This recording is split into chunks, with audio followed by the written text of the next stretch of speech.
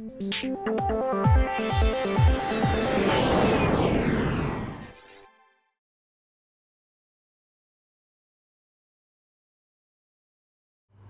a very good question. I would say it's a continuation of the success that we've seen with the A330.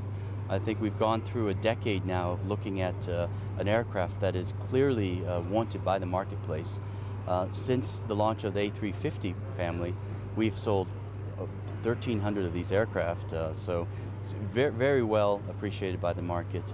And now, when we look at the latest technology that's available today, coupled with the fact that there's a replacement wave starting in 2017, 2018, 2019 for around 250 seaters to 350 seaters, taking the latest engine technology with an already proven aircraft and its reliability and getting it out there as soon as possible. So for us, the last quarter of 2017, to catch that wave is just an opportunity that we couldn't pass up.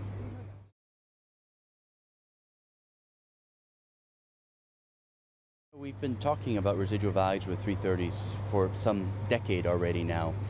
So I think out there in the marketplace, at the end of the day, it's going to be the utilization you get from the aircraft that's going to drive the value of the aircraft. And operators love the 330, they're flying them, they're not parked anywhere. And now that there is a clear decision of what happens next, I think the market can take a breather and say, okay, good, we know we have an existing 330. It will continue to be improved with the A330neo. Now let's look at when I can get one. And when you start asking that question, you will see that there's going to be a long line starting in 2017, 18, 19, 20, and it's going to put more demand on the existing aircraft because, as I said, that replacement wave starts now, and you will need the lift, so you'll need to have the capacity in the marketplace. And so it's perfect for the entire A330 family, and for those operators who already are operating 330s, it's a comfort to know that we continue to invest in this product. It's going to come out for them in three and a half years, and we'll just continue with the success that the 330 is already bringing.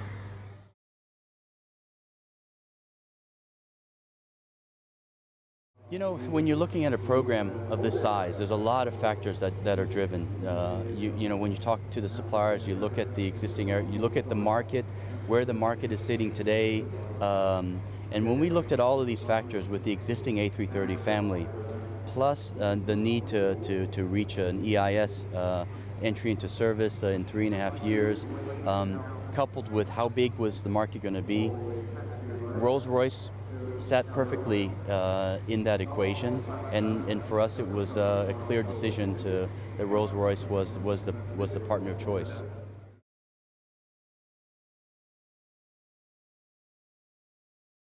I'm just now starting to feel the magnitude of this launch. For me, it's my first product launch as head of marketing at Airbus.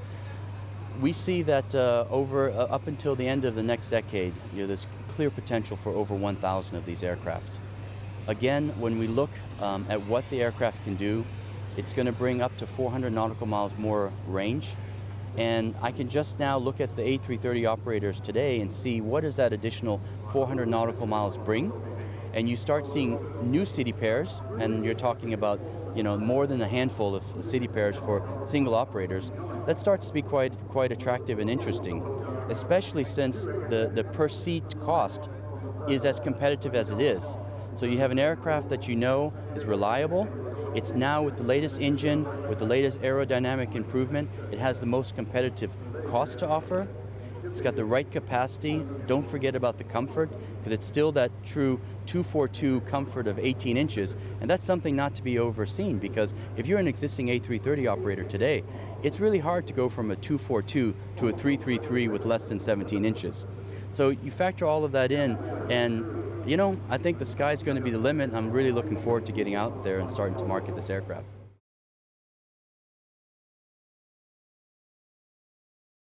If we look at capacity and economics, clearly it's 787-8 versus the A330-800neo.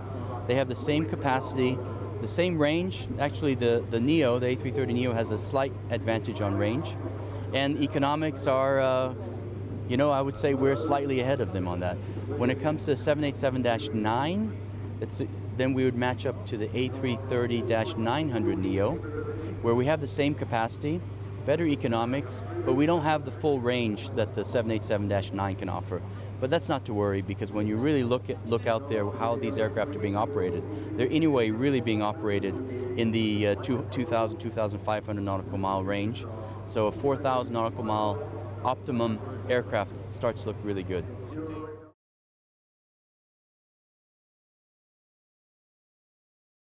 What I can tell you today is we enjoy a favorable capital cost benefit when we're in competition, A330 versus 787. We've amortized the program now since the introduction in the 90s. We've continued to invest in the program, so we've added some cost to it, but we're still sitting in a much better situation when it comes to the total costs around this aircraft. So what we see today, if I look at lease rate differentials, I'm pretty sure we'll stay within the same lease rate differentials that we've enjoyed between the CEO A330 and the 787s going forward.